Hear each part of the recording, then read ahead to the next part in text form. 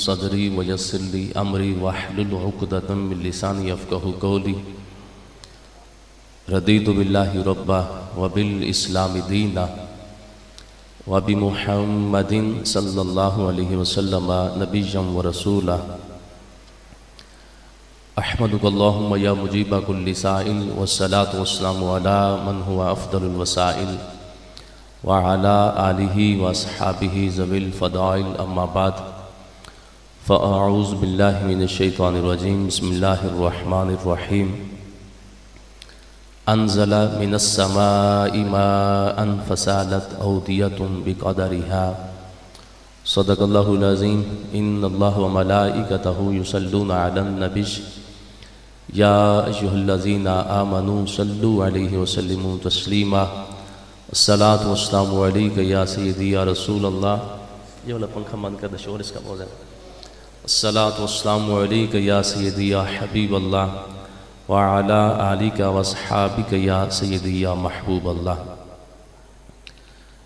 آنکھوں کو نور دل کو سرور ملتا ہے، آنکھوں کو نور دل کو سرور ملتا ہے، قرآن پڑھنے سے رب غفور ملتا ہے.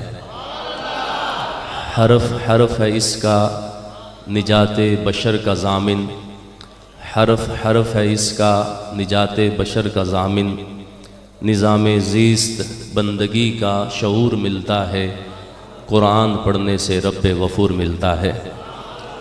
اسی کے ذہن میں جلوہ فگن ہو فہم قرآن، اسی کے ذہن میں جلوہ فگن ہو فہم قرآن کہ جس کی ہر سوچ سے عشق رسول ملتا ہے، قرآن پڑھنے سے رب غفور ملتا ہے. اور ورق ورق پہ یہاں بکھرا ہے ایک لطف جدید، ورق ورق پہ یہاں بکھرا ہے ایک لطف جدید. سطر سطر میں اور بین السطور ملتا ہے، قرآن پڑھنے سے رب غفور ملتا ہے.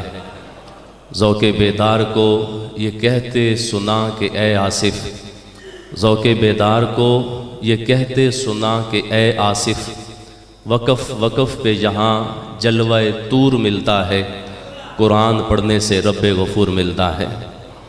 اللہ رب العزت کی حمد و ثنا کے بعد آقا دو عالم نور مجسم شفیع معظم نبی محتشم معصوم آمنہ احمد مجتبیٰ جناب محمد مصطفیٰ صلی اللہ علیہ وسلم کے دربار گوہر بار میں ان کے حضور ناز میں اپنی محبتوں کا خراج پیش کرنے کے بعد نہایت ہی واجب الاحترام ملائک سر تعظیم معزز دوست بزرگوں حاملین عقیدہ اہل سنت، السلام علیکم ورحمۃ اللہ وبرکاتہ.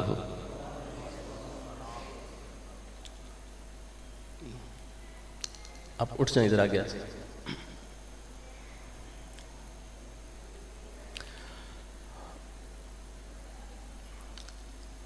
آج لیلۃ القدر ہے اور بالخصوص ہماری اس جامع مسجد کے اندر ہر سال کی طرح ختم قرآن پاک ہوا، تو جس کی مناسبت سے بالخصوص آج کی اس محفل پاک کا اہتمام کیا گیا ہے. دعا ہے کہ خالق کائنات قرآن پڑھنے والے اور قرآن سننے والوں کو سب کو اجر عظیم عطا فرمائے، اور اللہ رب العزت ہمیں قرآن فہمی کا ذوق اور شوق بھی نصیب فرمائے. عظمت قرآن پاک کے حوالے سے آپ کے سامنے چند باتیں عرض کرنے کی سعادت حاصل کرنی ہے. دعا ہے کہ خالق کائنات میری زبان پر کلمۃ الحق جاری فرمائے اور ہم سب کو سمجھ کر توفیق عمل نصیب فرمائے. اللہ رب العزت نے لوگوں کی ہدایت کے لیے اس کائنات عالم میں مختلف انبیاء کرام علیہم السلام کو مبعوث فرمایا. سب نے آ کر جو دعوی نبوت کیا، اعلان نبوت کیا، سب کو اپنے دعویٰ کو منوانے کے لیے رب العزت نے معجزات عطا فرمائے. ہر دور میں جس بھی نبی کو بھیجا گیا، اس دور کے اندر جس فن کا عروج ہوتا تھا، اس مناسبت سے ان انبیاء کرام علیہم السلام کو رب العزت نے معجزات عطا فرمائے. حضرت صالح علیہ السلام جس دور کے اندر تشریف لائے، پتھر گری کا جو فن تھا یہ اپنے عروج پر تھا۔ لوگ پتھروں سے مختلف مورتیں اور صورتیں جو ہے وہ تراشا کرتے تھے، تو اللہ رب العزت نے حضرت صالح علیہ السلام کو یہ معجزہ عطا فرمایا کہ آپ نے پہاڑ سے زندہ اونٹنی کو نکالا۔ تو اس دور کے فن کے اعتبار سے اللہ رب العزت نے حضرت صالح علیہ السلام کو یہ معجزہ عطا فرمایا۔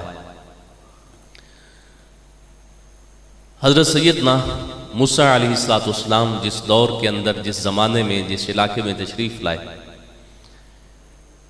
اس وقت اس دور کے اندر ہر گھر کے اندر چھوٹے چھوٹے بچے بھی جادوگر ہوا کرتے تھے۔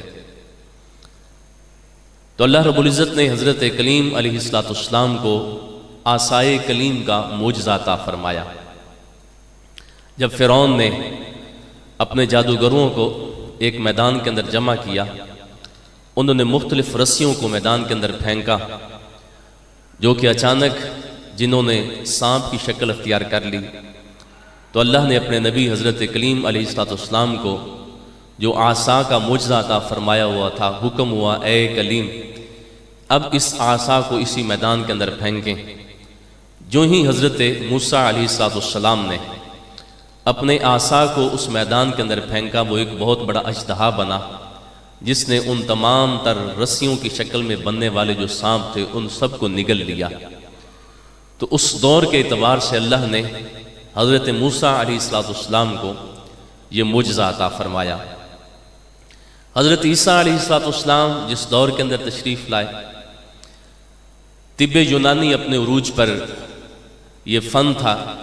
اس دور کے اندر جالینوس اور بہت بڑے بڑے حکیم اور اتباع جنہوں نے ہر مرض کا علاج تلاش کر لیا تھا، سوائے 2-3 مرضوں کے ان کے پاس باقی ہر مرض کا علاج تھا۔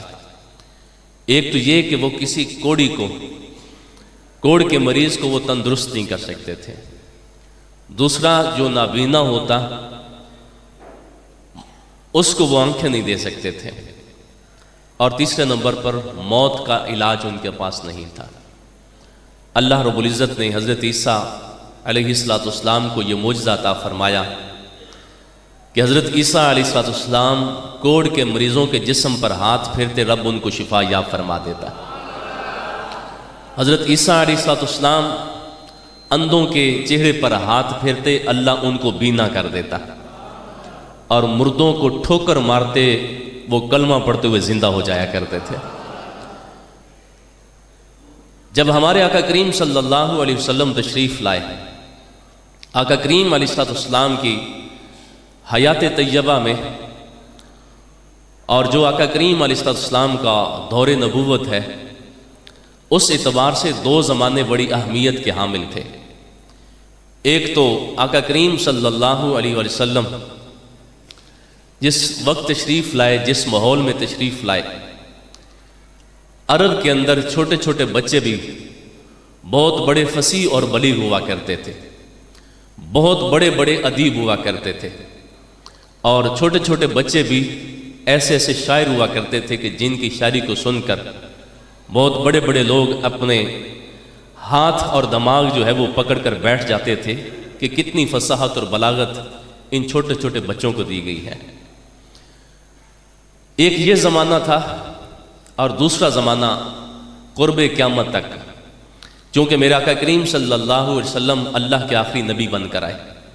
ہمارے آقا کریم صلی اللہ علیہ وسلم کے بعد کوئی نبی نہیں آنا، حضور جان رحمت صلی اللہ علیہ وسلم ہی اللہ کے آخری نبی اور رسول ہیں۔ تو قرب قیامت میں اللہ رب العزت تو جانتا ہے کہ وہ دور بھی آنا ہے کہ جب قرب قیامت میں لوگ چاند کی چھاتی پہ قدم رکھ لیں گے، مریخ پر زندگی کی راہوں کو ڈھونڈیں گے، ہوا کے دوش کے اندر اوج سریا میں اڑنا سیکھ لیں گے۔ تو اللہ رب العزت نے ان دونوں ادوار کے حساب سے میرے آقا کریم صلی اللہ علیہ وسلم کو 2 خاص الخاص معجزے عطا فرمائے۔ قرب قیامت کے اعتبار سے اللہ نے اپنے حبیب صلی اللہ علیہ وسلم کو معجزہ معراج عطا فرمایا، کہا اے محبوب معراج کی رات جن بلندیوں تک آپ جائیں گے، کہا ساری دنیا کے لوگ جمع ہو کر الٹی چھلانگیں بھی لگا لیں، کسی کی سوچ بھی وہاں تک نہیں پہنچ سکتی جہاں تک اے محبوب تیرے قدم پہنچیں گے۔ تو رب ذوالجلال نے اس اعتبار سے معجزہ معراج عطا فرمایا۔ اور پھر میرے آقا کریم علیہ السلام کا ظاہری زمانہ مبارک، جس دور کے اندر عرب کی دھرتی پر آپ تشریف لائے، جہاں پر فصاحت و بلاغت بڑے عروج پر تھی، تو اللہ رب العزت نے اس دور کے حساب سے ہمارے آقا کریم صلی اللہ علیہ وسلم کو قرآن کا معجزہ عطا فرمایا۔ اور یہ معجزہ قرآن میرے آقا کریم صلی اللہ علیہ وسلم کا سب سے بڑا معجزہ ہے۔ اللہ کے حبیب صلی اللہ علیہ وسلم خود فرماتے ہیں کہ ہر نبی کو رب ذوالجلال نے معجزات عطا فرمائے کہ جس کو دیکھ کر بشر نے ان کا کلمہ پڑھا۔ پھر سرکار فرماتے ہیں انما کان الذی اوتیت وحیا اوحی اللہ علیہ، کہ لوگوں رب ذوالجلال نے جو سب سے بڑا معجزہ مجھے عطا فرمایا کہ رب ذوالجلال نے میرے اوپر وحی کا نزول فرمایا۔ سارے انبیاء اکرام علیہ السلام بڑی شان والے ہیں، مگر میرے آقا کریم صلی اللہ علیہ وسلم کی شان سب سے بلند ہے۔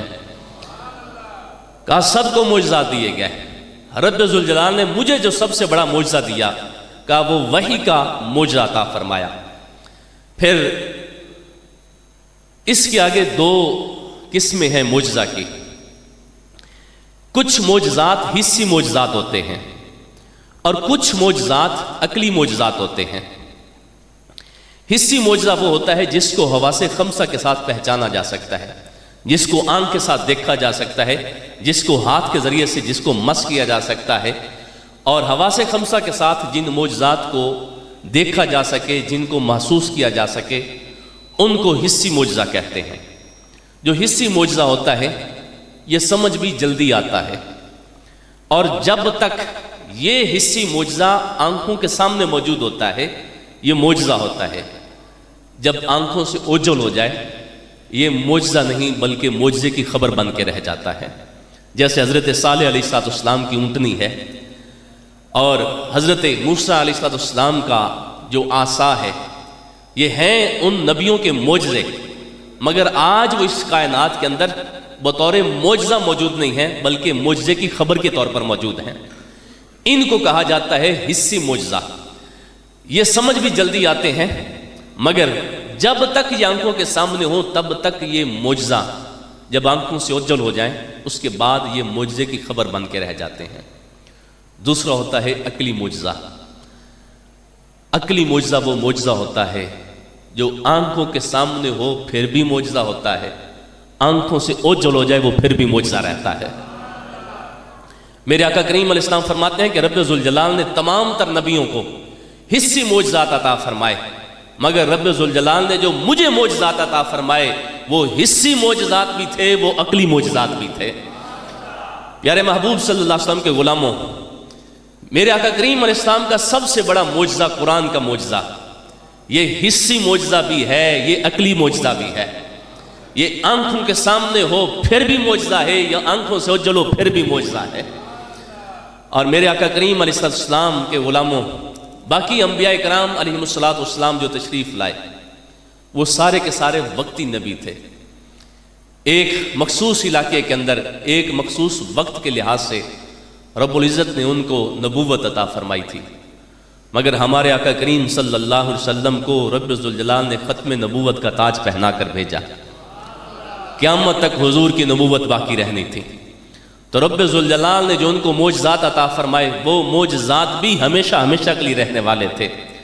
یوں تو میرے آقا کریم صلی اللہ علیہ وسلم کو رب ذوالجلال نے بے شمار معجزات عطا فرمائے۔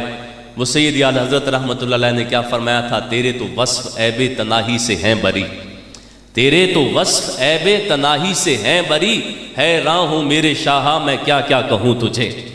رب ذوالجلال نے میرے محبوب صلی اللہ علیہ وسلم کو بے شمار معجزات عطا فرمائے۔ پھر دوسرے نمبر پر باقی جتنے بھی انبیاء علیہ السلام ہیں ان کے اوپر جو بھی اترنے والا کلام ہے وہ بلا شک و شبہ کلام اللہ ہے، وہ اللہ کے کلام ہیں، مگر وہ سارے کے سارے کلام معجز نہیں ہیں۔ مگر جو قرآن ہے یہ کلام الہی بھی ہے، یہ معجز بھی ہے۔ میں ان کو آسان عام فہم لفظوں میں بیان کرنے کی کوشش کر رہا ہوں تاکہ آپ بھی ان باتوں کو، بنیادی نکات کو اور قرآن کی عظمت کو سمجھیں۔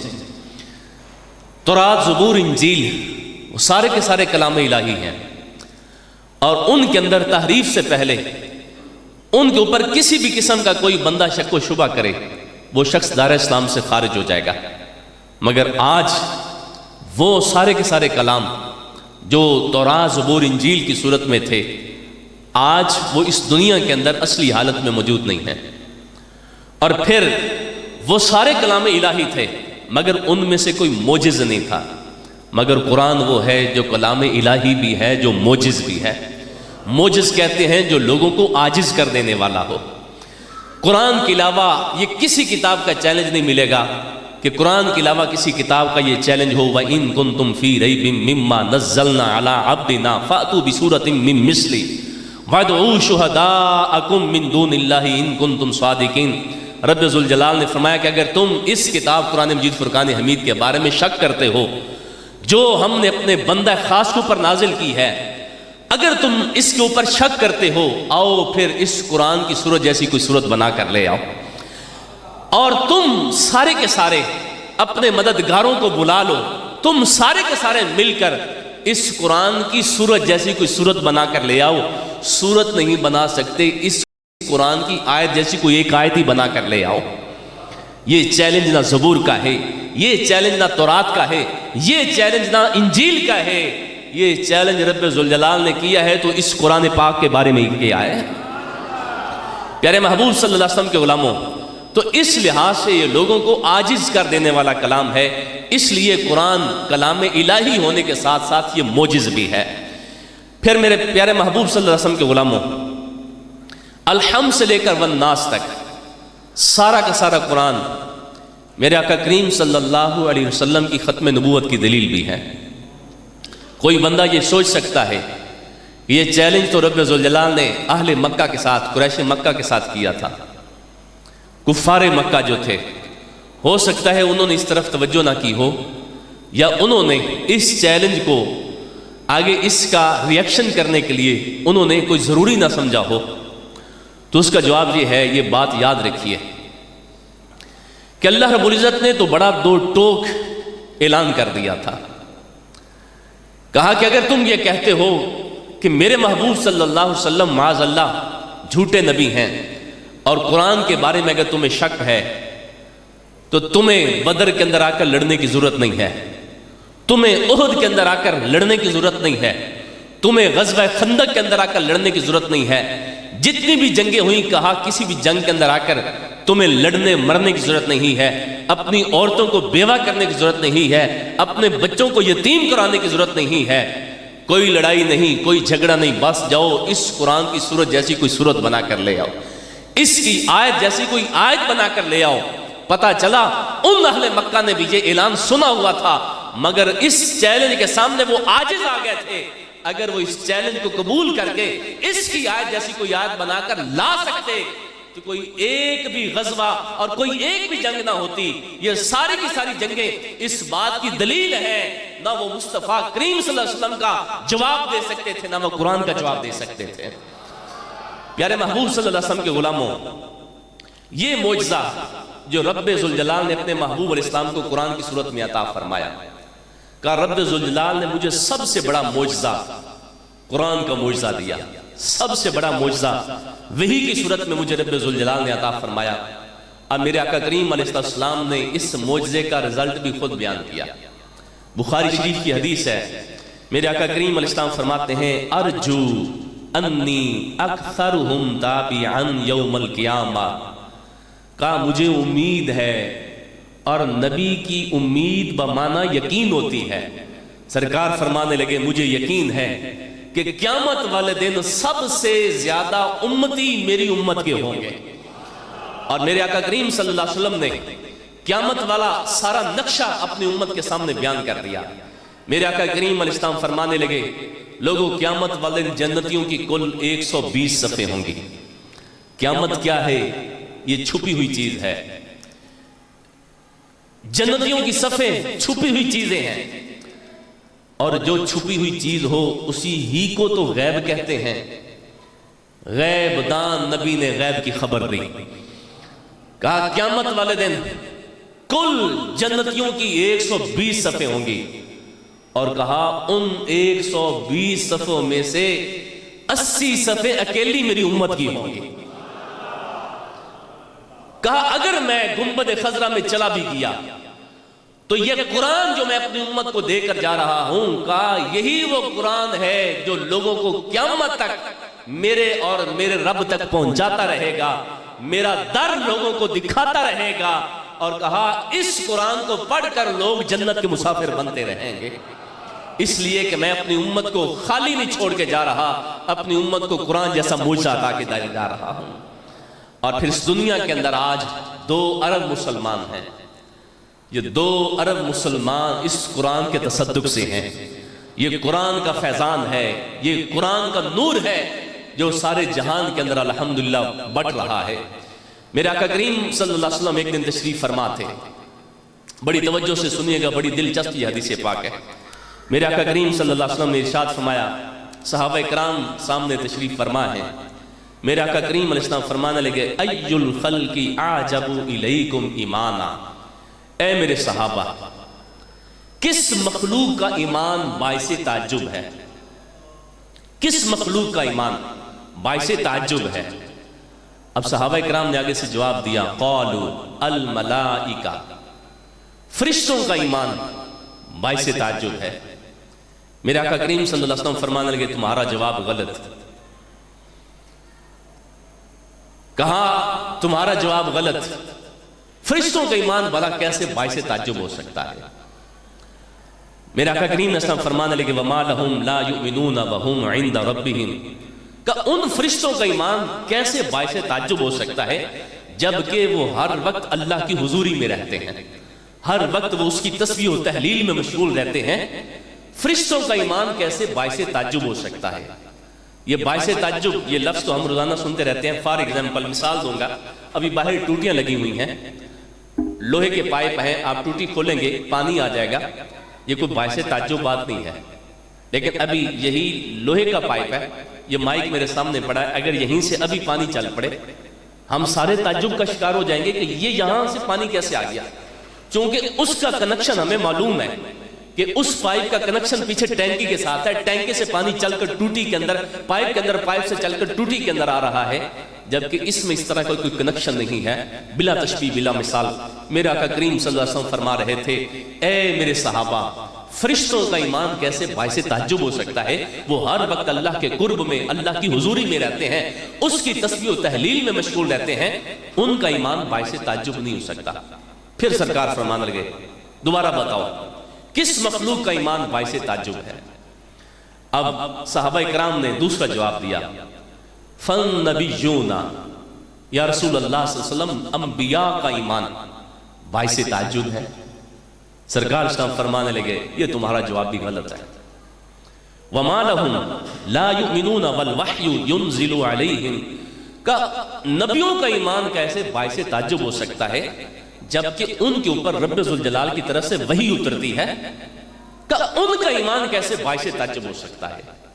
लिहाजा ये तुम्हारा जवाब भी वो मतलूबा जवाब नहीं है। सरकार ने फिर तीसरी मर्तबा फिर सहाबा से पूछा, क्या मेरे सहाबा बताओ किस मखलूक का ईमान बाइसे ताज्जुब है? अब सहाबा इकराम ने तीसरा जवाब दिया, नीचे बैठ जाओ आराम से, क़ालू फनहनु, या रसूल अल्लाह सल्लल्लाहु अलैहि वसल्लम, हमारा ईमान यानी आपके सहाबा का ईमान बाइसे ताज्जुब है।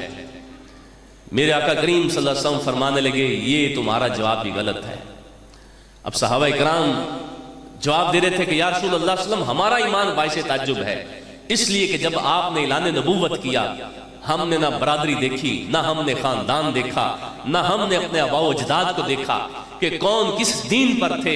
हमने सारे अदियान को पसे पुष्ट डालकर आपका कलमा पढ़ लिया और फिर हमने आपके नाम पर पत्थर भी खाए, अपनी जानें तक दे दी। या रसूल अल्लाह सल्लल्लाहु अलैहि वसल्लम, हमारा ईमान बाइसे ताज्जुब है, ना हमने बरादरी देखी, ना जमाने की हवा देखी, शराब इश्क अहमद में अजब कैफो मस्ती है, کہ جان دے کر بھی ایک دو بوند مل جائیں تو سستی ہے۔ یا رسول اللہ صلی اللہ علیہ وسلم ہم نے اپنی جانیں لگا دی اور ہم نے اپنی جانوں کا نذرانہ پیش کر کے آپ پر ایمان لے آئے، ہمارا ایمان بڑا باعث تعجب ہے۔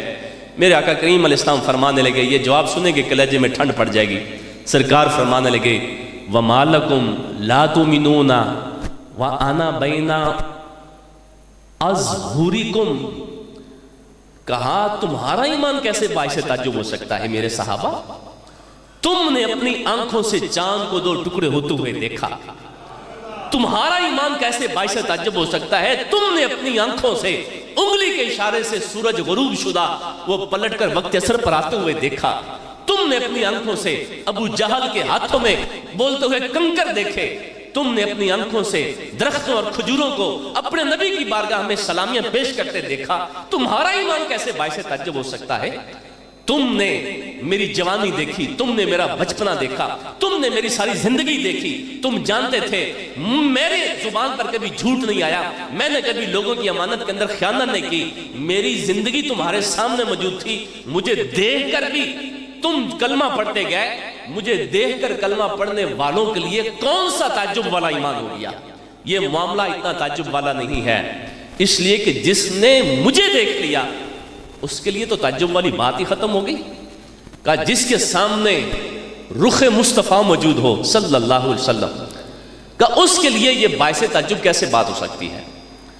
حضرت ابو رافع رضی اللہ تعالیٰ عنہ کا حدیث کی کتابوں کے اندر یہ واقعہ موجود ہے کہ جب کفار مکہ نے ان کو تیار کر کے بھیجا کہ ابو رافع تم جاؤ اور جا کر اس محبوب کے سامنے بیٹھنا اور اس کے ساتھ کچھ باتیں اس طرح سے کرنا کہ معاذ اللہ ان کا مذاق اڑانا۔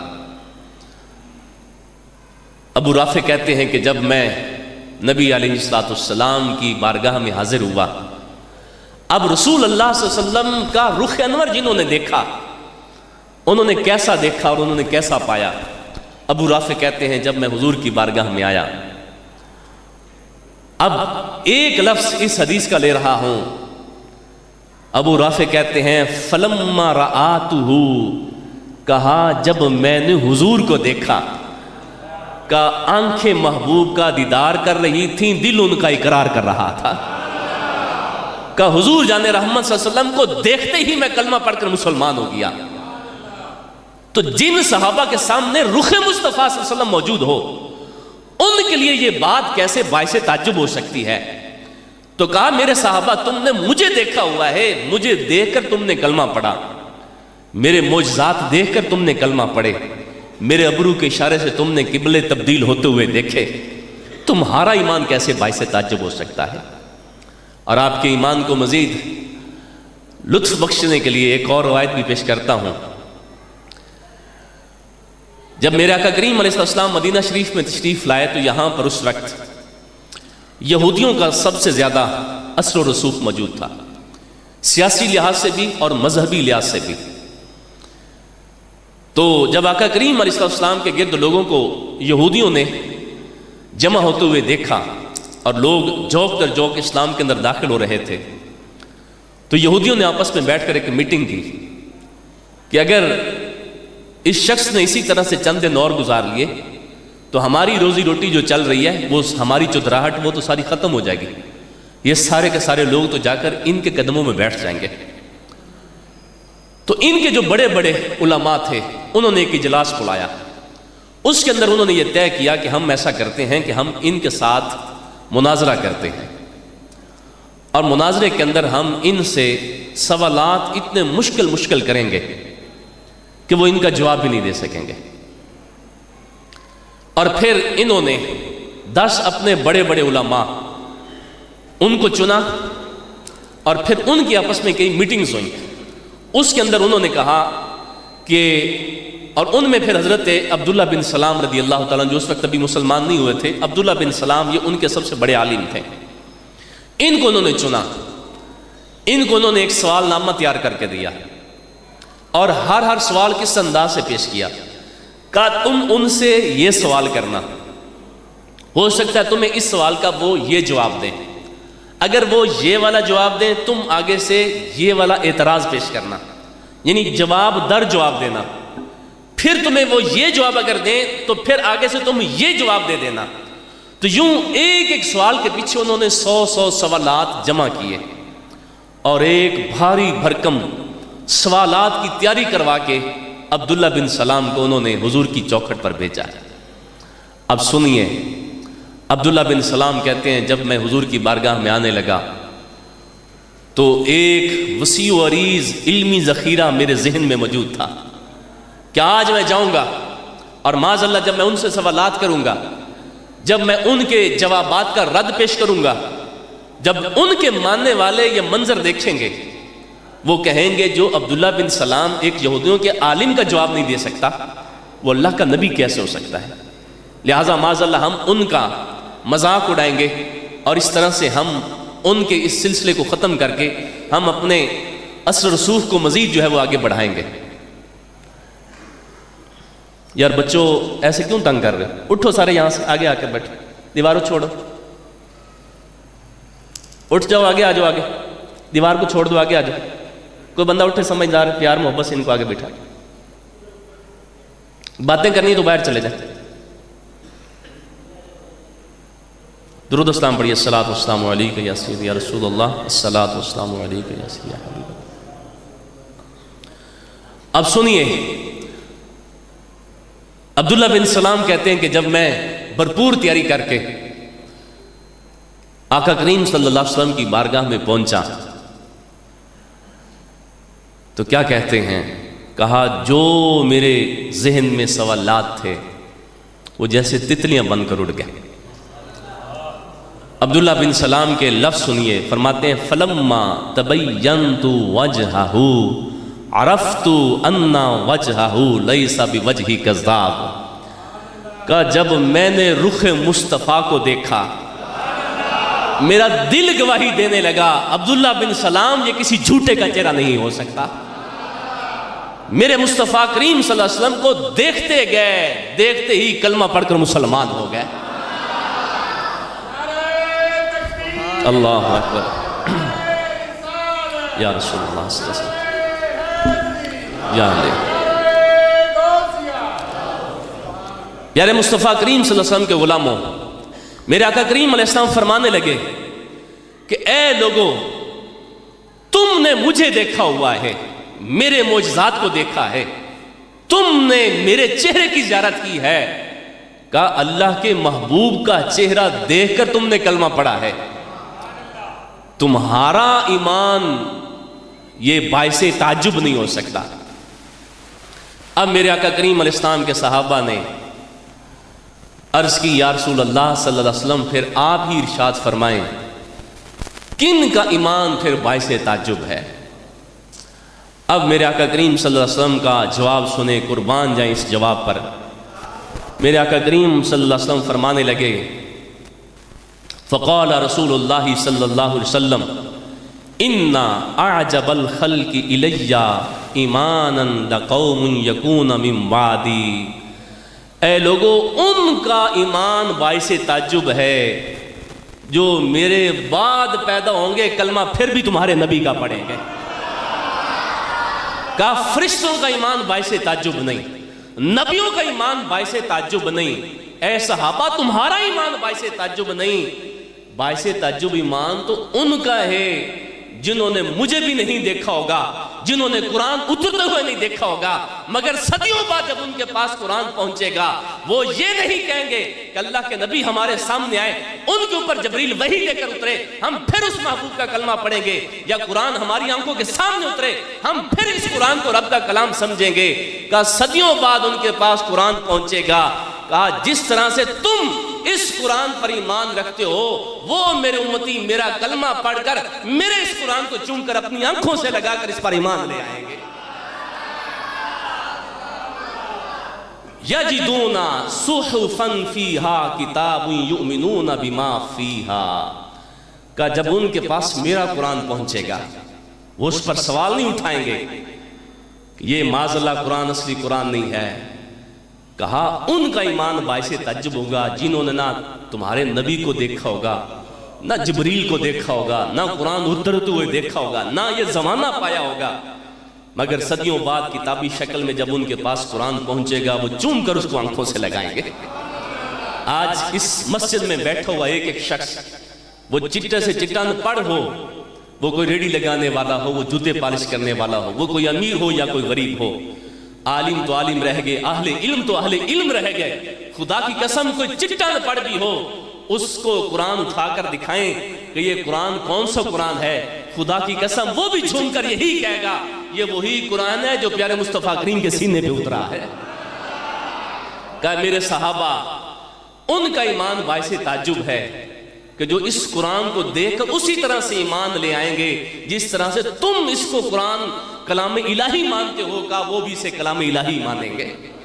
پیارے محبوب علیہ السلام کے غلاموں، تو فرمایا کہ وہ قرآن جو ہے وہ ان لوگوں کو تمہیں جس طرح سے رب اور رب کے رسول کا در رب ذوالجلال نے عطا فرمایا، کہ یہ قرآن ان لوگوں کو تمہارے نبی کا رستہ دکھلاتا رہے گا۔ کوئی یہاں پر یہ اعتراض مت کرے معاذ اللہ کہ یہ فضیلت کی بات ہو رہی ہے۔ فضیلت اور چیز ہے، باعث تعجب ہونا یہ اور چیز ہے۔ جہاں تک فضیلت کی بات ہے، خدا کی قسم، جو میرے آقا کریم علیہ السلام کے صحابی کی ایک سیکنڈ کی نیند ہے، اس کے اندر وہ جہاد نہیں کر رہے، اس کے اندر وہ کوئی اللہ کی عبادت بظاہر نہیں کر رہے، ہے وہ صحابی رسول اور وہ سوئے ہوئے ہیں۔ علماء نے لکھا ہے کہ صحابی کی ایک سیکنڈ کی نیند بعد میں آنے والی ساری امت کے سارے مومنین، سارے صالحین، سارے اولیاء اللہ، سارے کے سارے تابعین، سارے مل کر اگر وہ جہاد کرتے ہوئے دکھائی دیں، وہ دن رات جو ہے وہ اللہ کی عبادت کرتے ہوئے دکھائی دیں، کہ اس ساری امت کے لوگوں کے عمل ان صحابہ کی نیند کی ایک سیکنڈ کا مقابلہ بھی نہیں کر سکتے۔ تو بات فضیلت کی نہیں، بات باعث تعجب ہونے کی ہو رہی ہے۔ فضیلت والے اصحاب رسول ہی ہیں، مگر باعث تعجب یہ بات حضور نے بیان کی، کہا انہوں نے دیکھا کچھ بھی نہیں ہوگا مگر اس قرآن کو دیکھتے ہوئے وہ قرآن پر ایمان لے آئیں گے، تمہارے نبی پر ایمان لے آئیں گے اور رب ذوالجلال پر ایمان لے آئیں گے۔ پیارے محبوب صلی اللہ علیہ وسلم کے غلاموں، رب ذوالجلال نے ارشاد فرمایا، انزل من السماء ماء فسالت اودیۃ بقدرها، کہ اللہ نے آسمان سے پانی اتارا تو وادیاں اپنی اپنی گنجائش کے مطابق بہہ نکلی۔ مفسر بارگاہ رسالت حضرت عبداللہ ابن عباس رضی اللہ تعالیٰ عنہ فرماتے ہیں، اے لوگو، یہ جو رب ذوالجلال نے فرمایا ہے کہ آسمانوں سے رب ذوالجلال نے پانی کو اتارا تو جو وادیاں تھیں وہ اپنے اپنے گنجائش کے مطابق بہہ نکلی، کہ اس سے مراد وہ پانی نہیں ہے جو بادلوں سے برس کر زمینوں کو سیراب کرتا ہے۔ ماں کہتے ہیں پانی کو، کہ اس سے مراد وہ پانی نہیں ہے جو بادلوں سے برس کر زمینوں کو سیراب کرتا ہے۔ کہ پھر آپ بتائیں یہ کون سا پانی ہے؟ کہ یہ وہ پانی ہے جو مدینہ سے برس کر لوگوں کے سینوں کو سیراب کرتا ہے۔ کہ اس سے مراد علم ہے، اس سے مراد وہ رب ذوالجلال نے جو اپنے محبوب صلی اللہ علیہ وسلم کو علوم عطا فرمائے تھے، کہ اس سے مراد وہ سینہ مصطفیٰ ہے، کہ سینہ مصطفیٰ سے فیض پا کر اس امت کے جو علماء نے علم حاصل کیا، کہ اس سے مراد وہ ہے جو سینہ مصطفیٰ سے فیض پا کر اپنے سینوں کو علم کے نور سے منور کر کے لوگوں کے سامنے اس نور کے علم کو جو ہے وہ بانٹتے رہتے ہیں۔ کہ اس سے مراد اس امت کے علماء کا علم مراد ہے۔ پیارے محبوب صلی اللہ علیہ وسلم کے غلاموں، میرے آقا کریم علیہ السلام کی یہ حدیث پاک بخاری شریف کے اندر موجود ہے۔ میرے آقا کریم علیہ السلام نے ارشاد فرمایا، کہا کہ رب ذوالجلال نے جو مجھے علم عطا فرمایا، کہا اس علم کی مثال بارش کی مانند ہے۔ صرف بارش کی مانند نہیں، عام بارش نہیں، بلکہ موسلا دھار بارش۔ ابھی کل رات بارش ہوئی، کوئی بندہ یہ کہہ سکتا ہے، کوئی بتا سکتا ہے کہ اس شہر کے اندر کتنے قطرے بارش کے برسے، کسی کے پاس ہے ایسا کوئی پیمانہ، کوئی ایسی آنکھ، کوئی ایسا آلہ بنا ہے آج تک جو آسمان سے برسنے والی بوندا باندی کے قطروں کو گن سکے؟ ارے جو بوندا باندی کو نہیں گن سکتے وہ موسلا دھار بارش کو کیسے گنیں گے؟ اور جو علم، جو آنکھ، جو عقل ایک شہر کے اندر برسنے والی بارش کے قطروں کو نہیں گن سکتی، وہ پورے ملک کے اندر برسنے والی بارش کے قطروں کو کیسے گن سکتا ہے؟ پھر ایک ملک کے اندر برسنے والی بارش اور ہے، پوری دنیا کے اندر موسلا دھار بارش برس رہی ہے، اور ایک گھنٹے کے اندر جو بارش برسے اس کو گننا ممکن نہیں۔ 24 گھنٹے والوں کو کون گن سکتا ہے؟ 24 گھنٹے گننے والی جب بارش ممکن نہیں، مہینہ بھر برسنے والی بارش کو کون گن سکتا ہے؟ جبکہ میرے آقا کریم علیہ السلام فرماتے ہیں رب ذوالجلال نے جناب آدم علیہ السلام کے جسم اقدس کو ابھی پانی اور مٹی کے درمیان رکھا ہوا تھا، کہا رب ذوالجلال نے اس وقت بھی اپنے فضل سے مجھے علوم الہی عطا فرمائے ہوئے تھے۔ جناب آدم علیہ السلام سے لے کر قیامت تک لمحہ بلمحہ میرے آقا کریم صلی اللہ علیہ وسلم کے فیضان کی بارش برس رہی ہے، اور بارش ایک جگہ پر ایک علاقے کے اندر نہیں، پوری روئے زمین پر پوری کائنات کے اندر برس رہی ہے، اور وہ عام بارش نہیں، موسلا دھار بارش برس رہی ہے۔ تو جب اس آسمانی بارش کا حساب لگانا ممکن نہیں ہے تو جو رب ذوالجلال کے محبوب صلی اللہ علیہ وسلم کی صورت میں جو حضور کے علم کی بارش ہے، کوئی اس کو کیسا اندازہ لگا سکتا ہے؟ اس ملا کی عقل ماری گئی ہے جو حضور کے علم کو تکڑی کے اندر تولتا پھر رہا ہے۔ رب ذوالجلال فرماتا ہے اے لوگو، جو نعمتیں میں نے تجھے دی ہیں تمہیں دی ہیں، کہا تم ان کو نہیں گن سکتے۔ تھوڑا سا یہ وصل ہو رہا ہے، تھوڑا سا اس کا تو جو ایک عام بندے کے اوپر خدا کی کرم نوازیاں ہیں، ہم ان کو نہیں گن سکتے، تو جو رب نے اپنے حبیب پر کرم نوازیاں کی ہیں ان کو کوئی کیسے گن سکتا ہے؟ پیارے محبوب صلی اللہ علیہ وسلم کے غلاموں، تو فرمایا کہ میری مثال وہ موسلا دھار برسنے والی بارش کی مانند ہے۔ پھر بارش برس رہی ہو، آگے ہر ایک کا اپنا اپنا ظرف ہوتا ہے۔ بعض اوقات ایسا ہوتا ہے کہ بارش تو برس رہی ہے مگر نیچے جو برتن ہے وہ برتن ہی الٹا پڑا ہے، کیا اس برتن کے اندر کوئی بارش کا ایک قطرہ بھی آئے گا؟ اب کوئی کہے کہ برتن چونکہ خالی ہے لہٰذا بارش برس نہیں رہی، ارے کسی کی اپنی عقل ماری ہوئی ہے، کسی کو یہ علم نصیب نہیں ہوا، وہ کہے کہ معاذ اللہ نبی کے پاس یہ نہیں تھا تو نبی کے پاس وہ نہیں تھا، اس میں بارش کا کوئی قصور نہیں، اس کے اپنے دل کا قصور ہے، اس کے دل کا ظرف ہی الٹا پڑا ہے۔ بارش اسی طرح سے برس رہی ہے مگر اس کا جو دل تھا وہ بدعقیدگی کی وجہ سے الٹا پڑا ہوا تھا، اس وجہ سے اس کو ایک قطرہ بھی نصیب نہیں ہوا۔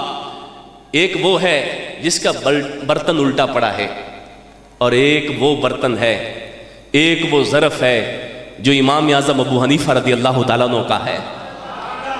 حضرت امام اعظم ابو حنیفہ رضی اللہ تعالیٰ عنہ فرماتے ہیں خدا کی قسم میں نے جس وقت اللہ کا قرآن پڑھا، اس قرآن کو پڑھ کر میں نے 3 لاکھ فقہی مسائل اخذ کر کے اس امت کو عطا فرما دیے۔ تو یہ وہ برتن تھا جو سیدھا بھی تھا۔ بعض اوقات ایسا ہوتا ہے برتن بھی سیدھا ہوتا ہے مگر وہ پھر بھی خالی ہوتا ہے، بارش بھی برستی رہی، برتن پھر بھی خالی، برتن سیدھا بھی تھا۔ تو پھر آپ کہیں گے ذرا برتن کے پیندے پر غور کرو، کہیں اس کے نیچے تو کوئی سوراخ نہیں ہے، کہیں کسی بد مذہب بد عقیدہ کی صحبت کا سوراخ تو اس کے اندر موجود نہیں ہے۔ کہا برے لوگوں کی صحبت ہی لوگوں کو برا بنا دیتی ہے۔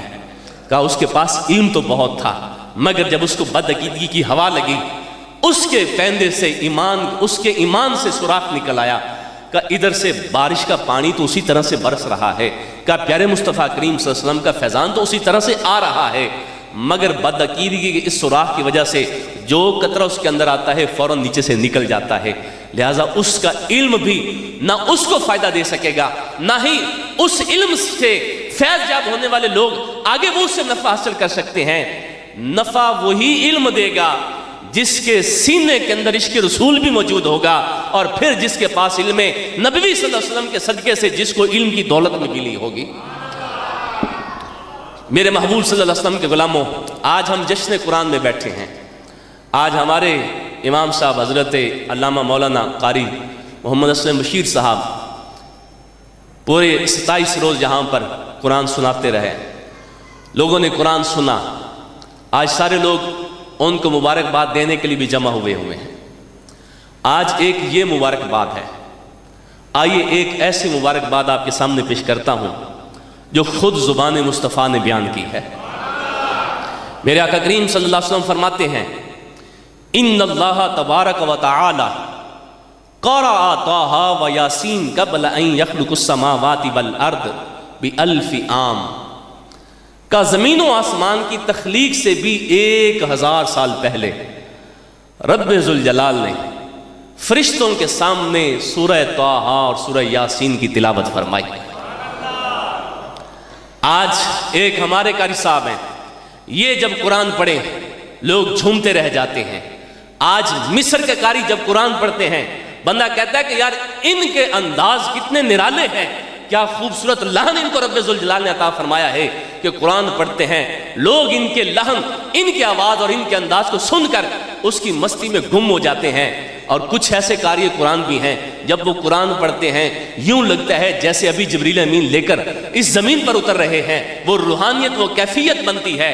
یارو ایک آج کے قرآن ہیں وہ قرآن پڑھیں، ان کو لفظوں میں ان کے لطف کو بیان کرنا ممکن نہیں ہے۔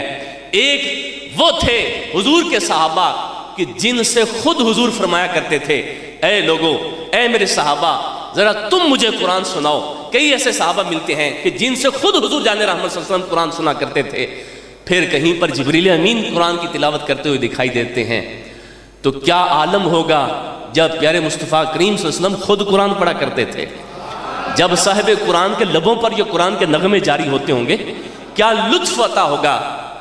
ایک ہے قاریوں کا قرآن پڑھنا، ایک ہے حضور کے صحابہ کا قرآن پڑھنا، ایک ہے خود نبیوں کے امام کا قرآن پڑھنا، اور ان سب سے بڑھ کر رب ذوالجلال کی تلاوت کرنا۔ اب سامنے سننے والے کون تھے؟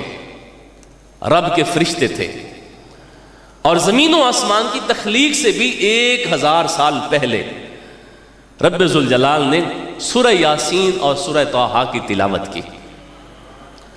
پتہ چلا جس طرح سے پیارے مصطفیٰ کریم صلی اللہ علیہ وسلم کا نور اس زمین و آسمان کی تخلیق سے پہلے کا ہے، رب ذوالجلال نے اپنے محبوب کی نعت قرآن کی صورت میں جو اتاری، جب سے محبوب ہیں تب سے ان کے نعتیں بھی رب ذوالجلال اپنی شیان شان پڑھ رہا تھا۔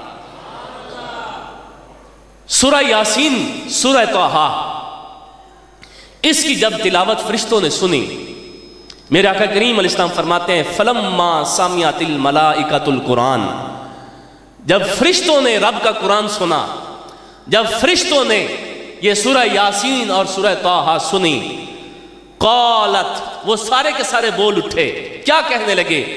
طُوبَىٰ لِأُمَّةٍ يَنزِلُ هَٰذَا عَلَيْهَا، اے رب مبارک ہو اس امت کو جس امت کے لیے یہ قرآن نازل کیا جائے گا۔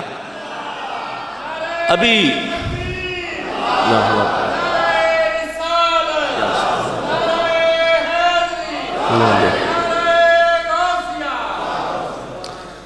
کہا کہ اے رب ذوالجلال مبارک ہو اس امت کو جس امت کے لیے قرآن نازل کیا جائے گا۔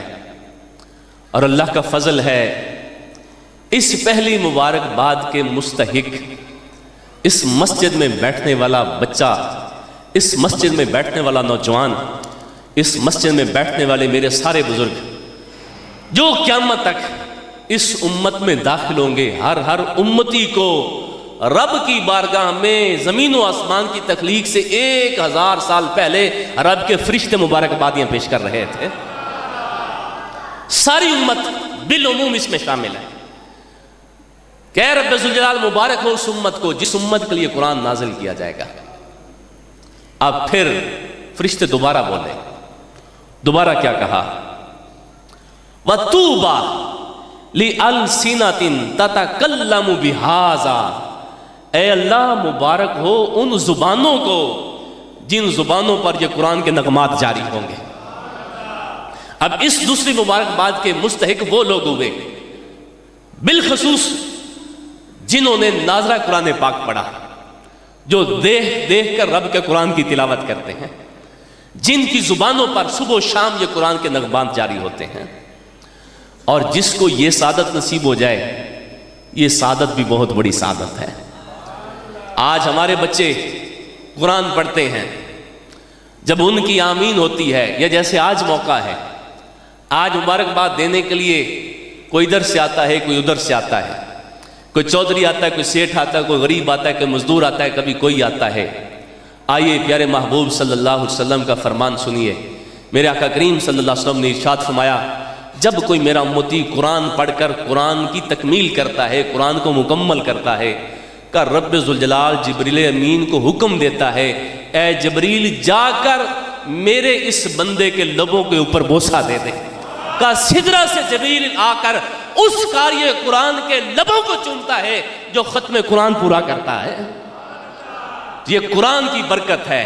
کہاں پر ایک وہ فرش زمین پر رہنے والا ایک غریب کا بیٹا، جس کو لوگوں نے غریب سمجھ کر چھوڑ دیا، اور لوگوں نے سمجھا کہ یہ تو غریبوں کا کام ہے قرآن پڑھنا، مگر رب ذوالجلال نے کتنا بڑا اہتمام کیا ہے، سدرہ سے فرشتوں کے سردار کو بھیجا ہے کہ اے جبریل امین تم جاؤ، تم جا کر میرے اس بندے کے لبوں کے اوپر بوسہ دو کہ اس کے لبوں پر میرے قرآن کی تکمیل مکمل ہوئی ہے۔ پیارے محبوب علیہ السلام کے غلاموں، ہمارے قرآت کے جو 7 امام مشہور ہیں، تو ان میں ایک حضرت عاصم بھی یہ قرآت کے ایک امام ہیں۔ یہ مسجد نبوی شریف میں بیٹھ کر قرآن پڑھایا کرتے تھے، تجوید کے ساتھ، قرآت کے ساتھ بڑی خدمت کی۔ 30 سال تک تقریباً انہوں نے مسجد نبوی شریف میں بیٹھ کر امت مصطفیٰ کو قرآن پڑھایا۔ ان کی خاص بات تھی کہ ان کے منہ سے اتنی بھینی بھینی خوشبو آتی تھی کہ لوگ سونگھتے رہ جاتے تھے۔ اب آپ جانتے ہیں کہ عرب کی دھرتی پر بڑی عالی شان خوشبوئیں بھی عطر کی صورت میں موجود ہوتی ہیں، اور پھر عود بہت بڑی زبردست قسم کی مہنگی ترین خوشبو ہے، اور لوگ کہتے ہیں کہ عود کا کوئی مقابلہ جو ہے وہ دنیا کی خوشبو نہیں کر سکتی۔ اب وہ ماحول ہے، مگر بڑے بڑے خوشبو والوں کے پاس بھی جو خوشبوئیں ہوتی تھیں، ان خوشبوؤں سے وہ خوشبو نہیں آتی تھی جو حضرت عاصم کے منہ سے نکلنے والی خوشبو آتی تھی۔ ایک دن کچھ لوگ جمع ہوئے، شاگرد بھی تھے، انہوں نے کہا کہ حضرت آپ ہمیں بتائیں کہ آپ ایسی کون سی چیز کھاتے ہیں کہ جس کے سبب سے آپ کے منہ سے یہ اتنی پیاری خوشبو آتی ہے۔ آپ فرمانے لگے کہ میں ایسا کچھ نہیں کھاتا پیتا، یہ محض اللہ کا فضل ہے۔ خیر وہ کچھ شاگرد بھی جو ہے وہ چیڑ کی مانند ہوتے ہیں، وہ چمٹ گیا کہ نہیں، جب تک آپ اس کا جواب نہیں دیں گے حضرت ہم آپ کی جان نہیں چھوڑیں گے۔ اب سنیے ان کا جواب۔ اپنے بچوں کو قرآن پڑھانے والوں سنو، یہ قرآن لوگوں کو کتنا نوازتا ہے۔ حضرت عاصم فرماتے ہیں کہ میں ایک رات سویا ہوا تھا، خواب کے اندر رسول اکرم نبی محتشم صلی اللہ علیہ وسلم تشریف لائے۔ میں عاصم تم وہ ہو جو میری مسجد کے اندر بیٹھ کر میرے سینے پہ اترنے والی کتاب قرآن مجید فرقان حمید اس کو لوگوں کو پڑھا رہے ہو۔ کہا تم نے میری مسجد میں بیٹھ کر میرے کلام کی، میری کتاب کی اس طرح سے خدمت کی ہے، آؤ آج نبیوں کا امام تجھے نوازنے آیا ہے۔ کہا پھر کیسے نوازا؟ کہا میرے آقا کریم علیہ السلام نے اپنے لبہ مقدسہ کو میرے لبوں کے قریب کیا۔ کہا میرے آقا کریم علیہ السلام نے اپنے لبوں سے میرے لبوں کو چوم لیا۔ کہا حضور نے یہاں پر بوسہ دیا، کہا خدا کی قسم جب سے میرے لبوں پر لبے مصطفیٰ لگے ہیں کہا یہ ان کی برکت ہے کہ رب ذوالجلال نے اتنا خوشبودار میرا چہرہ کر دیا ہے، میرے منہ کو اتنا خوشبودار کر دیا ہے۔ تو یہ وہ کتاب ہے جو کبھی نوریوں کے سردار کو رب ذوالجلال حکم دیتا ہے کہ جاؤ میرے کلام کو پڑھنے والوں کے لبوں کو چوم لو، اور کبھی نبیوں کے سردار بھی آ کر چومتے ہیں۔ تو یہ وہ کتاب ہے جو ایک بندہ خاکی کو فرش زمین پر بیٹھ کر کہاں سے کہاں کن کن بلندیوں تک پہنچا دیتی ہے۔ رب ذوالجلال نے یہ سارا کا سارا فیضان اس کتاب قرآن مجید فرقان حمید کے اندر رکھا ہے۔ دعا ہے کہ خالق کائنات ہم سب کو قرآن کی سچی محبت اور اس کی صحیح فہم اور اس کی سمجھ نصیب فرمائے۔ یہ کلام وہ کلام ہے جو لوگوں کو فرش زمین سے اٹھا کر عرش بری تک پہنچا دیتا ہے۔ پیارے محبوب علیہ السلام کے غلاموں، پھر میرے آقا کریم صلی اللہ علیہ وسلم نے ارشاد فرمایا، جب صحابہ کرام نے دوسری مبارکباد دی تو اس میں وہ لوگ تھے جو ناظرہ خان تھے کہ ان کے لیے یہ مبارکباد تھی۔ اب تیسری مبارکباد سنیے، اور ہماری طرف سے بھی قاری صاحب کو یہ مبارک، اور یہ صدیوں کیا ہزار ہا صدیوں پہلے رب ذوالجلال کی بارگاہ میں فرشتے یہ ان لوگوں کو مبارکبادیاں پیش کر رہے تھے۔ تیسری مبارکباد کیا تھی؟ فرشتے کہنے لگے وَطُوبَى لِأَجْوَافٍ تَحْمِلُ هَذَا عَلَيْهَا تَحْمِلُ هَذَا، یا رسول اللہ صلی اللہ علیہ وسلم مبارک ہو ان سینوں کو بھی جو سینے قرآن کے حفظ کی وجہ سے مدینہ بن جائیں گے۔ کہا حفظ قرآن کی برکت سے رب ذوالجلال ان سینوں کو اپنی محبتوں سے مدینہ بنا دے گا۔ یہ قرآن وہ قرآن ہے جو لوگوں کے ظاہر کو بھی منور کرتا ہے، لوگوں کے دلوں کو بھی منور کرتا ہے۔ تو پہلی مبارکباد ساری امت کے لیے تھی، دوسری مبارکباد ناظرہ قرآن پاک پڑھنے والوں کے لیے تھی، اور تیسری مبارکباد جو ہے وہ حفظ قرآن والوں کے لیے تھی۔ تو رب ذوالجلال کے فرشتے رب کی بارگاہ میں زمین و آسمان کی تخلیق سے 1000 سال پہلے اس امت کے ان خوش نصیب لوگوں کو مبارکبادیاں پیش کر رہے ہیں۔ پیارے محبوب علیہ السلام کے غلاموں، یہ کتاب کتاب رحمت، یہ کتاب برکت بھی ہے۔ ہاں، اس کے نزول کا مقصد صرف برکت حاصل کرنا نہیں ہے، کیونکہ یہ کتاب صرف کتاب برکت نہیں، یہ کتاب رحمت نہیں، صرف کتاب رحمت نہیں، بلکہ یہ کتاب کتاب ہدایت ہے۔ اس قرآن سے ہم نے ہدایت حاصل کرنی تھی۔ اقبال نے بڑے زبردست انداز کے ساتھ پیغام دیا تھا کہ اے مسلمانوں، تمہارا تعلق تو قرآن کے ساتھ صرف اتنا سا رہ گیا ہے کہ جب تمہارے کسی بوڑھے کی روح اٹکتی ہے تم اس کے پاس بیٹھ کر سورہ یاسین پڑھتے ہو، کس نظریے کس عقیدے کے ساتھ کہ جب ہم اس کے پاس بیٹھ کر سورہ یاسین پڑھیں گے اس کی روح آسانی سے نکل جائے گی۔ اقبال کہتا ہے اے مسلمانوں، کیا نصیب ہے تمہارے بد نصیبی کے کہ تم نے قرآن سے بھی ڈھونڈا تو صرف موت کو ڈھونڈا۔ کاش جس قرآن کو تم نے پڑھ کر مرنے کے ڈھنگ سیکھے ہیں، کاش اس قرآن سے تم نے جینا سیکھا ہوتا، اس قرآن کو سامنے رکھ کر تم نے زندگی گزارنے کے ڈھنگ سیکھے ہوتے۔ اس لیے کہ قرآن لوگوں کو موت دینے نہیں، قرآن حقیقت میں حقیقی زندگیاں دینے کے لیے آیا ہے۔ مگر ہم نے اس کو صرف کتاب رحمت سمجھ لیا، ہم نے اس کتاب رحمت کو صرف کتاب برکت سمجھ لیا، مگر حقیقت میں اس کے نزول کا جو بنیادی مقصد ہے وہ کتاب ہدایت کے طور پر ہے۔ یہ لوگوں کو ہدایت دینے کے لیے آئی ہے، یہ بھولے بھٹکے لوگوں کو صراط مستقیم دکھانے کے لیے آئی ہے، یہ شیطان اور نفس کے بندوں کو خدا تک پہنچانے کے لیے آئی ہے۔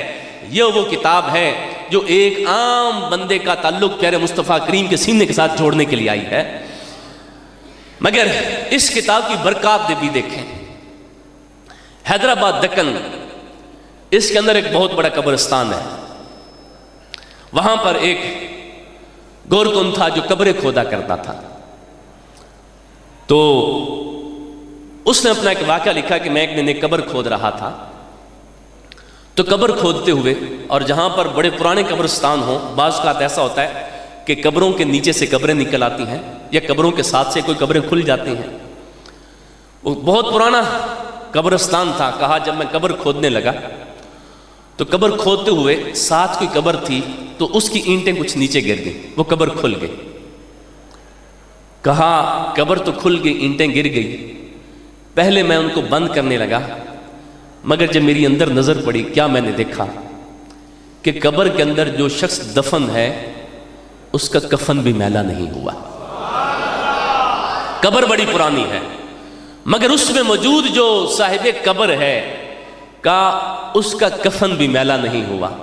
محمد کے غلاموں کا کفن میلا نہیں ہوتا صلی اللہ علیہ وآلہ وسلم کا کفن بھی میلا نہیں ہوا۔ کہا خیر میں نے ان اینٹوں کو وہاں پر رکھ کر اس کو بند کرنا چاہا تو میرا ہاتھ پھر پھسلا تو کچھ مزید آگے سے اینٹیں گر گئی۔ کہا پھر میری جب اندر نظر پڑی میں نے کیا دیکھا، قبر کے اندر تازہ گلاب کا پودا موجود ہے اور اس پر پھول بھی کھلے ہوئے ہیں، اور ان پھولوں کا رخ اس صاحب قبر کے نتنے ان کے چہرے کی طرف ہے۔ کہا میں نے جلدی سے اینٹوں کو لگایا، قبر کو بند کیا۔ خیر میں نے قبر جو کھودنی تھی پھر جس کے حوالے کرنی تھی وہ حوالے کی۔ قبر میں نے دیکھی، قبر بڑی پرانی ہے مگر قبر کے اندر اتنی بہاریں، جنت کا ماحول، جنت کی ہوائیں، جنت کی فضائیں، اور کفن بھی اسی طرح سے سلامت۔ کہا میں نے کوشش کی کہ میں ذرا اس بندے کا پتہ تو کروں، آخر دنیا کے اندر رہ کر یہ بندہ عمل کیا کرتا تھا کہ جس کے سبب سے رب نے قبر کے اندر اس کے اوپر اپنا کرم فرمایا ہوا ہے۔ وہ آدمی کہتا ہے کہ میں نے لوگوں سے پوچھا کہ یہ قبر کس کی ہے، لوگوں نے بتایا کہ یہ قبر تو جس شخص کی ہے اس کو فوت ہوئے کوئی 20 سال سے بھی زیادہ عرصہ گزر چکا ہے، مگر فلاں محلے کے اندر اس کی بیوہ بھی زندہ ہے، اس سے جا کر آپ مل سکتے ہیں۔ خیر وہ اس کے گھر پہنچا، اس نے دستک دی تو ایک بوڑھی اماں لاٹھی ٹیکتی ہوئی، کمر جھکی ہوئی، آنکھوں کی بینائی بھی نہیں تھی، وہ دروازے پر آئی۔ اس نے وہ قبر کے اندر جو منظر دیکھا تھا سارا قصہ اس کے سامنے بیان کیا، اور اس نے کہا کہ میں یہ پوچھنے کے آیا ہوں کہ مجھے یہ بتاؤ کہ آخر تمہارا شوہر ایسا کون سا نیک عمل کرتا تھا کہ جس کے سبب سے رب نے قبر کے اندر اس کو اتنا نوازا ہوا ہے۔ اب اس بوڑھی نے اپنے سر پر ہاتھ رکھا، کچھ دیر سوچنے کے بعد کہنے لگی کہ بیٹے میرا خاوند کوئی بہت زیادہ نیکوکار بھی نہیں تھا اور پڑھا لکھا بھی نہیں تھا، ہاں ایک کام وہ پابندی کے ساتھ کرتا تھا کہ 5 وقت کی نماز وہ محلے کی مسجد میں جا کر ادا کرتا، نماز فجر جب وہ مسجد کے اندر ادا کر کے گھر کو واپس نکلتا، جس بھی گھر کے دروازے سے گزرتا تھا ہر گھر سے قرآن کی تلاوت کی آواز آ رہی ہوتی تھی۔ کیا وہ خوبصورت زمانہ تھا جب دیہاتوں کے اندر کھلے کھلے کشادہ گھر ہوتے تھے، کھلے ویڑے ہوتے تھے، ویڑے کے سینٹر میں ایک درخت ہوتا تھا، درخت کے نیچے 4 پائیوں کے اوپر سرہانے رکھ کر ہمارے بزرگ بھی، ہماری عورتیں، بیوی بچے بھی وہ سرہانوں کے اوپر قرآن رکھ کر قرآن کی تلاوت کر رہے ہوتے تھے۔ مگر آج یہ ماحول ختم ہو گیا، آج ہماری صبح کا آغاز گھر کے اندر وہ موبائل کے ذریعے سے ہوتا ہے یا ٹی وی چینلز کے اوپر موجود جو گانے باجے ہوتے ہیں ان کی آوازوں سے ہمارے گھروں کے اندر گفتگو کا آغاز ہوتا ہے۔ مگر کیا وہ سہانا وقت تھا کہ جب صبح کا آغاز قرآن کی تلاوت سے ہوا کرتا تھا اور چھوٹے بڑے بوڑھے بزرگ سب قرآن کی بیٹھ کر تلاوت کیا کرتے تھے۔ کہتے جب میرا خاوند اس کے کانوں میں یہ قرآن کی تلاوت کی آواز پڑتی، بد نصیبی یہ تھی کہ میرا خاوند قرآن نہیں پڑھا ہوا تھا، جب اس کے کانوں میں یہ قرآن کی تلاوت آتی وہ تڑپ جاتا، رو پڑتا کہ کاش میرے مالک میں بھی قرآن پڑھا ہوتا، میں تیرے اس کلام کی تلاوت کیا کرتا، میرے لبوں پر بھی یہ قرآن کے نغمات جاری ہوتے۔ کہا وہ روتے روتے، روزانہ اس کا یہ معمول تھا، وہ روتے روتے گھر میں پہنچتا، پھر فرتے محبت میں الماری کو کھولتا، قرآن کو اٹھاتا، اس کو جھاڑتا، صاف کرتا، چومتا، اپنی آنکھوں سے لگاتا، پھر اس کو کھول لیتا، سرہانے کے اوپر رکھ لیتا اور قرآن کی ایک ایک سطر کے اوپر انگلی پھیرتے ہوئے یہ کہتا جاتا، اے میرے رب میں یہ تو نہیں جانتا یہ کیا لکھا ہے، مگر اتنا ضرور جانتا ہوں جو بھی لکھا ہے حق لکھا ہے، سچ لکھا ہے۔ اے رب میں یہ تو نہیں جانتا یہ کیا لکھا ہے، مگر اتنا ضرور جانتا ہوں یہ تیرا ہی کلام لکھا ہے جو تیرے محبوب کے سینے پہ اترا ہے۔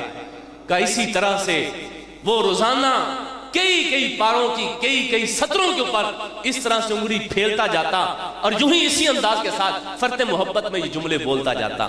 اس نے کہا میرا ایمان کہتا ہے یہ قرآن کے ساتھ جو اس کی محبت تھی یہ اس محبت کا ہی وہ نور ہے جس نور کو تم اس کی قبر کے اندر دیکھ کر آئے ہو۔ میرے محبوب علیہ السلام کے غلاموں، ذرا رک کر کہوں گا، اگر کوئی بندہ اپنی محبت سے یہ کہے اے مالک میں یہ تو نہیں جانتا کہ یہ کیا لکھا ہے، مگر اتنا ضرور جانتا ہوں یہ حق لکھا ہے، سچ لکھا ہے، رب ذوالجلال بندے کے ان جملوں کو بھی اتنا قبول کر دے کہ اس بندے کی قبر کو بکا نور بنا دے۔ یہ باتیں بڑی سچی ہیں، مگر یہ کلام اس بندے کا کلام ہے، یہ گفتگو اس بندے کی گفتگو ہے۔ ارے بندہ اگر سچے دل سے قرآن کے ساتھ اظہار محبت کرتے ہوئے یہ چند جملے بول دے، رب اس کی قبر کے اندر اتنا نور نازل فرماتا ہے، تو جو صبح کے وقت بیٹھ کر اس قرآن کی تلاوت کرے اور ان سورتوں کی تلاوت کرے اور ان آیات کی تلاوت کرے جو بین ہی یقینی طور پر رب کا کلام ہے، پھر رب ذوالجلال اس کی قبر کے اندر کتنا نور اتارے گا۔ تو پیارے محبوب صلی اللہ علیہ وسلم کے غلاموں، یہ قرآن وہ کتاب ہے، وہ روشن کتاب ہے کہ اس کے ساتھ محبت کرنے والوں کی قبروں کو بھی رب ذوالجلال روشن فرما دیتا ہے۔ اور یہ قرآن اگر کوئی بندہ سینے میں لے کر جائے، اس کی محبت خالی لے کر جائے، رب اس کی قبر کو روشن کر دیتا ہے۔ تو کتنا خوش نصیب ہے جو اپنے سینے کے اندر قرآن کو محفوظ کر کے لے کر جائے۔ تو رب ذوالجلال کی بارگاہ دعا ہے کہ رب ذوالجلال ہم سب کو قرآن کی سچی محبت نصیب فرمائے۔ اور آئیے یہ ایک کلام حضرت امام شافعی رضی اللہ تعالیٰ عنہ کا لکھا ہوا جو انہوں نے بالخصوص اہل بیت طہار کی محبت میں لکھا، جس کا پہلا شعر تقریباً آپ میں سے ہر شخص کو یاد ہوگا، مگر اس کلام کے 3 اشعار ہیں۔ اور ان اشعار کی خوبی یہ ہے کہ حضرت امام محمد شافعی رضی اللہ تعالیٰ عنہ آپ نے اس کلام کے اندر 5 تن پاک کا بھی ذکر کیا ہے اور 12 مشہور ائمہ اہل بیت کا ذکر بھی کیا ہے۔ شعر وہ عربی کے ہیں، مگر کسی شاعر نے اسی انداز کے ساتھ اس کا اردو ترجمہ بھی کیا ہے۔ یہ خاص الخاص دعائیہ اشعار ہے، اور یہ وہ نام مبارک ہیں کہ اگر زبان پر آئیں رب ان کو عبادت کا درجہ دیتا ہے۔ یہ وہ مبارک نام ہیں اگر صبح و شام ان کا ورد کیا جائے رب ذوالجلال کی رحمتیں اترتی ہیں، اور ان ناموں کی نسبت سے ان کے وسیلے سے مانگا جائے رب ذوالجلال خالی نہیں موڑتا۔ تو لہٰذا اس میں ہاتھ اٹھانے کی ضرورت نہیں ہے کہ ہاتھ اٹھا کر پڑھیں، بلکہ یہ ادب سے پڑھنے والا کلام ہے۔ تو جتنا ممکن ہو آنکھیں بند کر کے جھوم کر یہ پڑھیں۔ طرز میری کونی ہے، آپ کو پتہ ہے، نہ مجھے طرز لگانی آتی ہے، مگر یہ تھوڑا سا جتنا سا بھی تھوڑا بہت طرز والا انداز بن گیا پڑھیں گے۔ مقصد یہ ہے تاکہ ہم سب مل کر پڑھ سکیں۔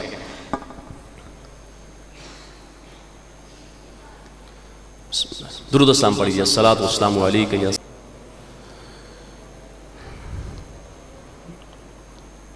لی خمسۃ اطفی بہا حر الوباء الحاتمہ۔ یہ آتا ہے میرے خیال میں شعر آپ کو، تو ساتھ مل کر بادب انداز کے ساتھ مل کے پڑھیں۔ لی خمسۃ اطفی بہا حر الوباء الحاتمہ المصطفیٰ والمرتضیٰ وابناہما والفاطمہ المصطفیٰ والمرتضیٰ وابناہما والفاطمہ۔ یہ مالک میرے میں ان کا غلام ہے معتبر ان کا مقام، ان کے طفیل دوزخ حرام، میرا وسیلہ 5 نام، میرا وسیلہ 5 نام، ایک ہیں علی ایک سیدہ، ایک ہیں علی ایک سیدہ، 2 بیٹے اور خیر الانام، المصطفیٰ والمرتضیٰ وابناہما والفاطمہ، المصطفیٰ والمرتضیٰ والمرتضى پڑھ لیں سارے المصطفى والمرتضى وابناهما والفاطمة المصطفى والمرتضى وابناهما والفاطمة ما بعدهم من نسلهم قد جاءني من قبلهم ما بعدهم من نسلهم قد جاءني من قبلهم العابد والباكر والصادق والقاسم باب نبوت گل ہوا باب امامت کھل گیا پھر سلسلوں کا سلسلہ آل نبی سے یوں چلا عابد امام باکر امام حضرت امام زین العابدین حضرت امام باقر حضرت امام جعفر صادق حضرت امام موسیٰ کاظم ان کا ذکر ہو رہا ہے باب نبوت کل ہوا باب امامت کھل گیا پھر سلسلوں کا سلسلہ آل نبی سے یوں چلا عابد امام باقر امام صادق امام قاسم امام العابد والباقر والصادق والقاسم المصطفى والمرتضى وابناهما والفاطمة ثم الردي ثم التقي ثم النقي ثم عسكري ثم مهدي هاديا حضرت امام الخاتمہ نعمت پہ نعمت مل گئی عاصی کی قسمت کھل گئی آئے ردا آئے تکی پھر ہیں نکی پھر عسکری آئے ردا آئے تکی پھر ہیں نکی پھر عسکری جن پر امامت ہے تمام بے شک ہیں وہ حضرت مہدی امام یہ ہے سعادت واقعی جو یہ کلام شافعی منظوم ہونے کے لیے اطہر کے حصے میں ہے آئی آل نبی کو نظر ہے میری محبت کا سلام آل نبی کو نظر ہے میری محبت کا سلام مل کر پڑھ لیں باقی دفعہ لی خمسۃ اطفی بہا حر الوباء الحاتمہ لی خمسۃ اطفی بہا حر الوباء الحاتمہ لی خمسۃ اطفی بہا حر الوباء الحاتمہ المصطفى والمرتضى وابناهما والفاطمة المصطفى والمرتضى المصطفى والمرتضى المصطفى والمرتضى المصطفى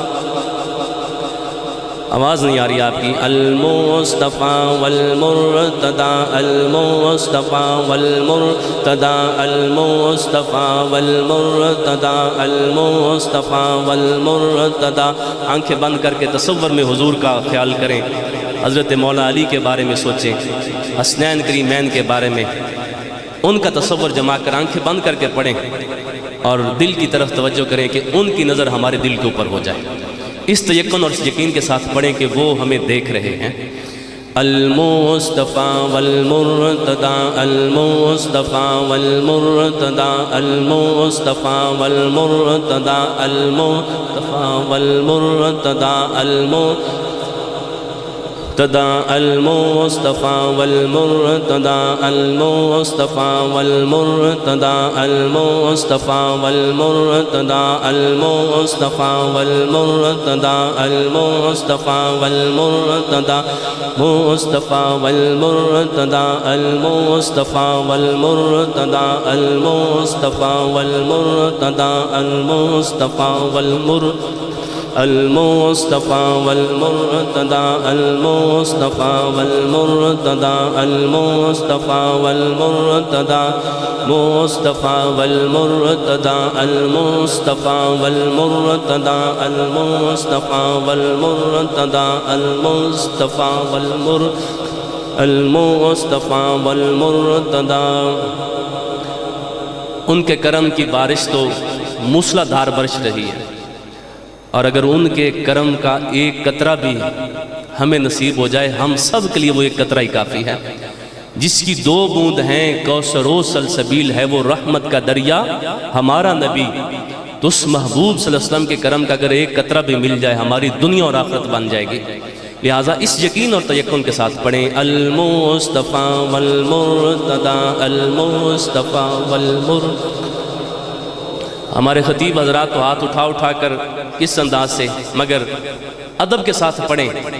آج ادب کے ساتھ پڑھیں گے پھر دیکھیں گا کتنا لطف ملتا ہے اور کتنا حضور کا کرم ہوتا ہے، اور جتنا ادب ہوگا مانگنے کے اندر اتنی زیادہ عطا ہوگی، اتنی زیادہ خیرات ملے گی۔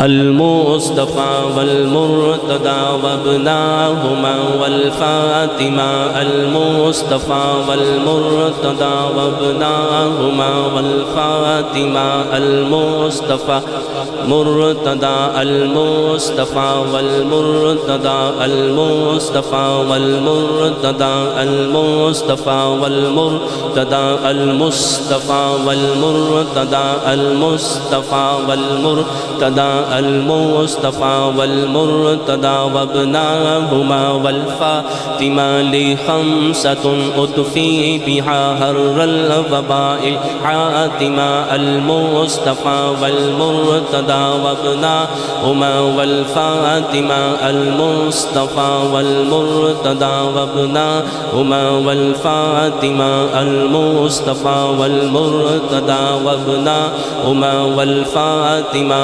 المصطفیٰ والمرتضیٰ وابناہما والفاطمہ المصطفیٰ والمرتضیٰ وابناہما والفاطمہ المصطفیٰ والمرتضیٰ وابناہما والفاطمہ المصطفیٰ والمرتضیٰ وابناہما والفاطمہ المصطفیٰ والمرتضیٰ وابناہما والفاطمہ المصطفیٰ والمرتضیٰ وابناہما والفاطمہ لخمسة اطفی بها حر الوباء الحاتمہ المصطفیٰ والمرتضیٰ وابناہما والفاطمہ المصطفیٰ والمرتضیٰ۔ اللہ رب العزت ان مقدس ہستیوں کے صدقے ہم سب کو اپنی نظر رحمت فرمائے اور ہم سب کی حاضری کو قبول فرمائے۔ ابھی ٹائم ماشاءاللہ کافی ہو چکا ہے، اب سارے احباب جو وضو کرنا چاہتے ہیں جی جو وضو کرنا چاہتے ہیں وضو کر لیں۔ ابھی 1 تقریباً 7 منٹ ہو گئے ہیں، تقریباً 1:20 پر انشاءاللہ ہم صلاۃ و تسبیح پڑھیں گے 1:20 پر، اور